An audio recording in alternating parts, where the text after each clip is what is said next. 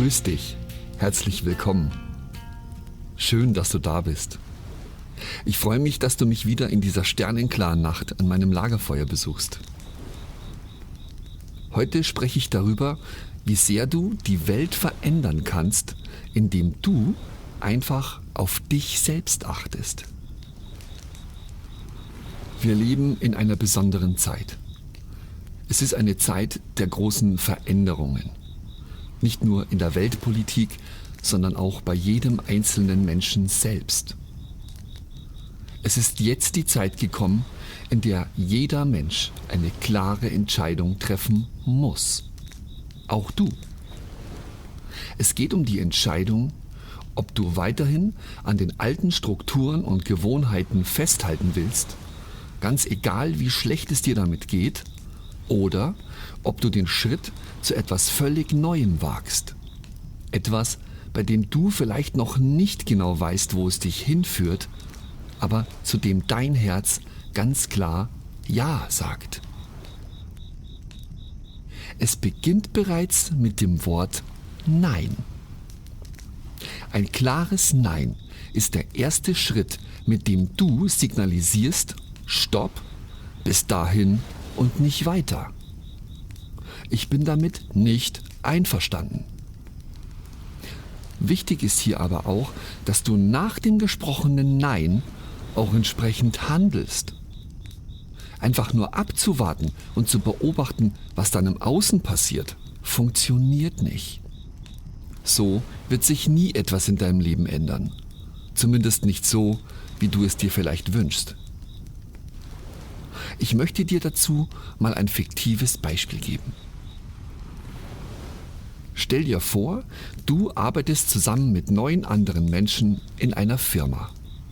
Sowohl du als auch alle anderen müssen dort einen bestimmten Arbeitsablauf machen, der total kompliziert, aufwendig und unnötig ist.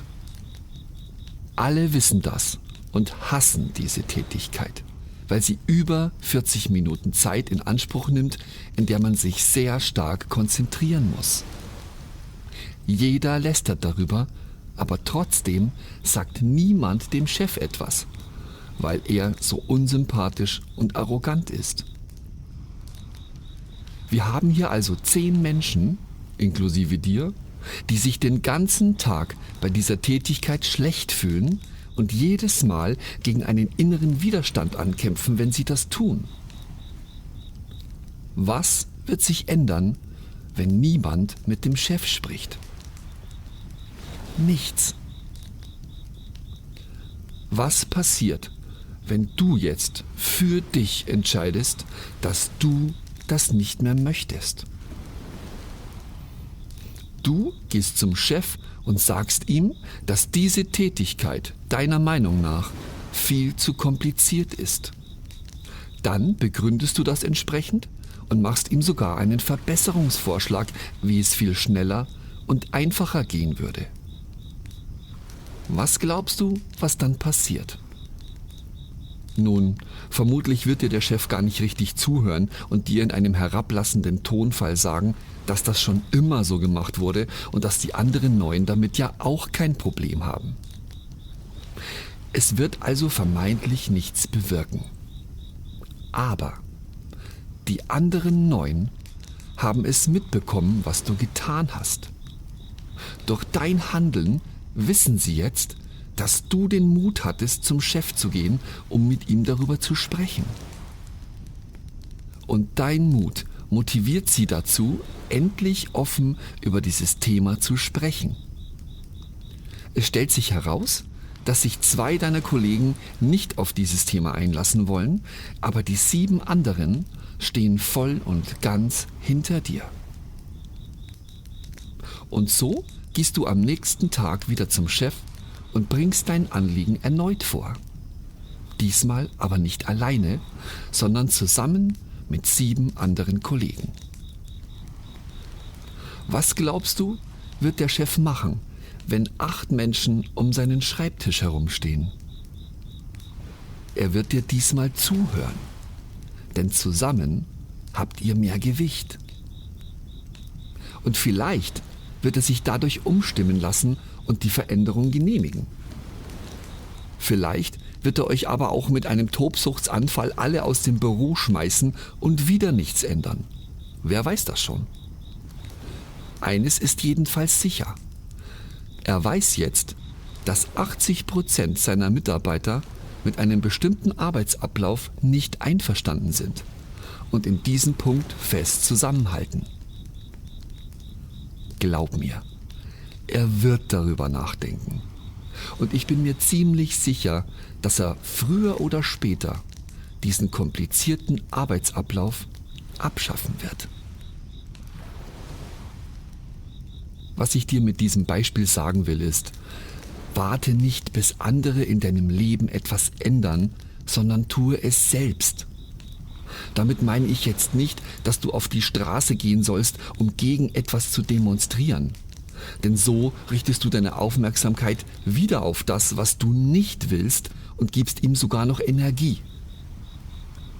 Meiner Meinung nach ist der einzig richtige Weg, etwas dauerhaft zu verändern, wenn du dich auf dich selbst konzentrierst und auf das, was du willst. Setze einfach all das um, was du möchtest, in deinem Rahmen und mit deinen Möglichkeiten, und hör auf mit dem, was du nicht willst. Lebe es anderen Menschen vor und sprich offen darüber. Toleriere und respektiere aber auch andere Meinungen.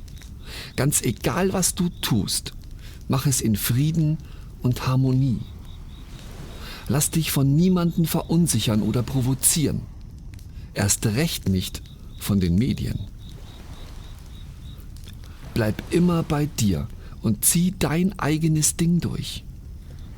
Arbeite an dir und an deinen Themen und versuche, die beste Version von dir selbst zu werden. Wenn das jeder Mensch tun würde, wäre diese Welt bald ein Paradies. Davon bin ich überzeugt. Je mehr Menschen das erkennen, desto schneller wird sich auch dein Umfeld verändern, dann dein Land und dann die ganze Welt. Die Wahrheit ist, es gibt keine Helden, die plötzlich auftauchen und dein Leben in Ordnung bringen. Es gibt auch keinen Guru, der deine Probleme lösen kann. Alles, was dir ein anderer Mensch geben kann, sind Informationen und Inspirationen. Letztlich helfen kannst du nur dir selbst. Du selbst musst deine Hürden überwinden, deine Herausforderungen annehmen, über deinen Schatten springen und endlich das tun, was du bisher immer gescheut hast. Nur wenn du aus deiner Komfortzone herauskommst, kannst du daran wachsen. Und ja, es kann auch mal unangenehm werden und sogar richtig wehtun. Sowohl körperlich als auch seelisch. Dieser Schmerz ist aber nicht destruktiv, sondern aufbauend. Er wird dich stärker machen, dir Selbstvertrauen geben und dich in deinem Leben voranbringen. Bleib einfach bei dir, folge deinem guten Gefühl und tu das, was du liebst. Dann bist du auf dem besten Weg, diese Welt in ein Paradies zu verwandeln. Vielen Dank, dass du heute wieder bei mir warst. Wenn es dir gefallen hat, dann freue ich mich über ein Like oder einen netten Kommentar. Und vielleicht sehen wir uns das nächste Mal wieder.